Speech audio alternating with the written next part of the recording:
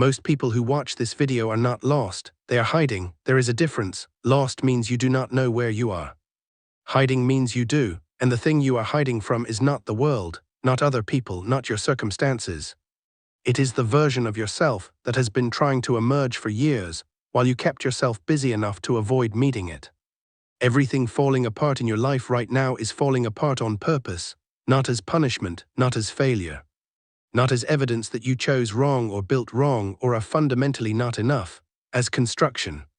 The specific, deliberate, psychologically necessary demolition of everything that was not real enough to last, so that what is real can finally stand without the weight of the false thing on top of it. Jung proved this not as philosophy, not as comfort, as a clinical observation made across 60 years of sitting with people in exactly the place you are in right now. People who came to him convinced they were broken and left understanding they were being built. The difference between those two things is not semantic. It is the difference between a life spent in recovery and a life spent in becoming. And everything that follows is going to show you precisely, and without comfort, exactly which one you are actually in. There is a specific feeling that brings someone to a video like this, not curiosity, not intellectual interest, something more urgent. The feeling of a life that is not working in a way you cannot fully explain, not dramatically broken, not in crisis anyone else would recognize. But something that used to hold is no longer holding. Something you built carefully over years is showing cracks that get longer every time you look at them. And you do not know if you are supposed to fix it or let it fall. You did not get lost. You got to the exact place this process was always going to bring you. And Jung mapped it with a precision that will change everything about how you understand what is happening to you right now. Jung identified what he called individuation, the lifelong movement toward becoming who you actually are as distinct from who you were constructed to be.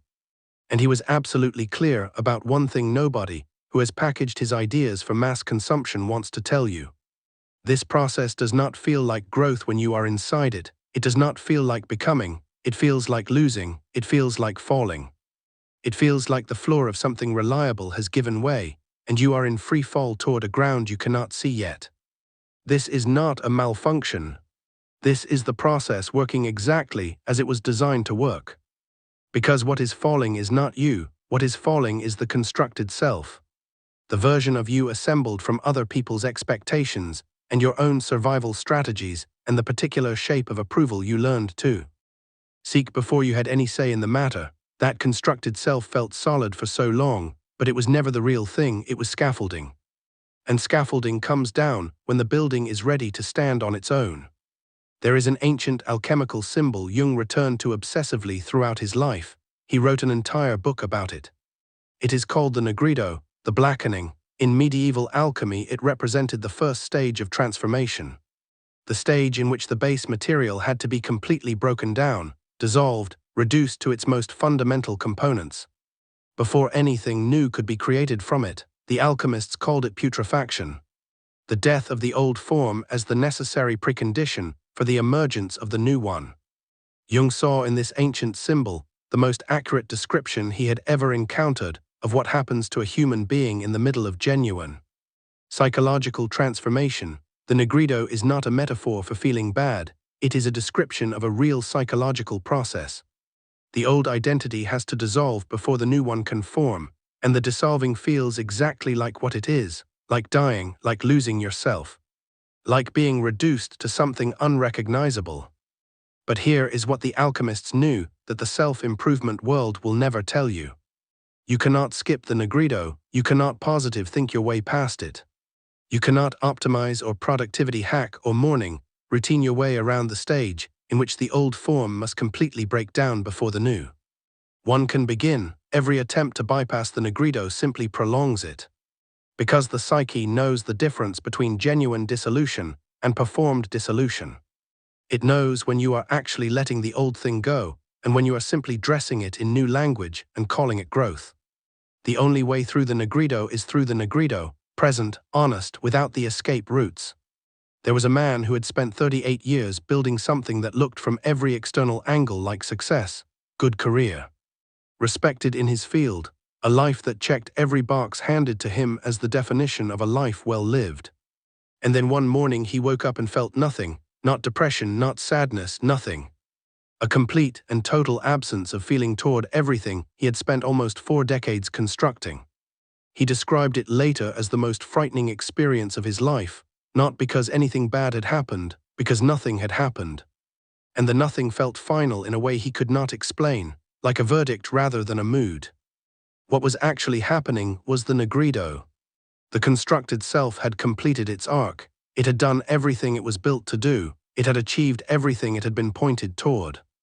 And in achieving it, it had revealed the one thing no amount of achievement can conceal forever, that it was never the real thing. That the real thing had been waiting underneath it the entire time, silent, patient, completely intact. Waiting for the constructed version to finally exhaust itself so the actual work could begin. He did not lose his way at 38. He arrived at the beginning at 38, 20 years late by his own reckoning, right on time by Jung's. Jung identified a specific archetype that appears in the mythology of almost every culture that has ever existed. The Death and Rebirth archetype, and he was emphatic that this archetype is not about physical death, it is about the death of an identity. The death of a way of being, the death of a self that was real and functional and genuinely yours for a time, and has now outlived its purpose. Every mythology has a version of this story. Osiris dismembered and scattered across the world before being reassembled into something more than he was before. Jonah in the belly of the whale.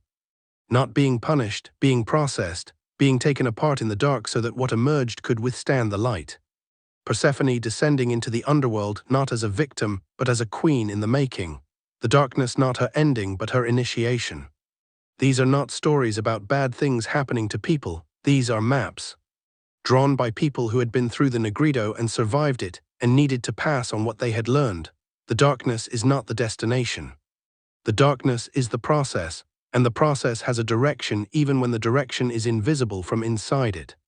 Jung wrote that no tree can grow to heaven unless its roots reach down to hell, not as poetry, as a structural observation about how depth works. The height a thing can reach is determined by the depth of its roots, and roots do not grow in the light, roots grow in the dark. In the breaking down, in the dissolution of the old form into the soil that feeds the new one. You are not lost. You are putting down roots in the dark.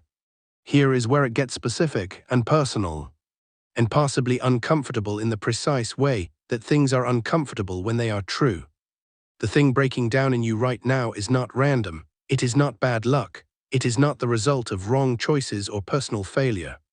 What is breaking down is specifically the part of you that was never built on honest ground, the part built on approval, on performance, on the particular shape of self that was rewarded in the environments you moved through before you had any say in what you were becoming.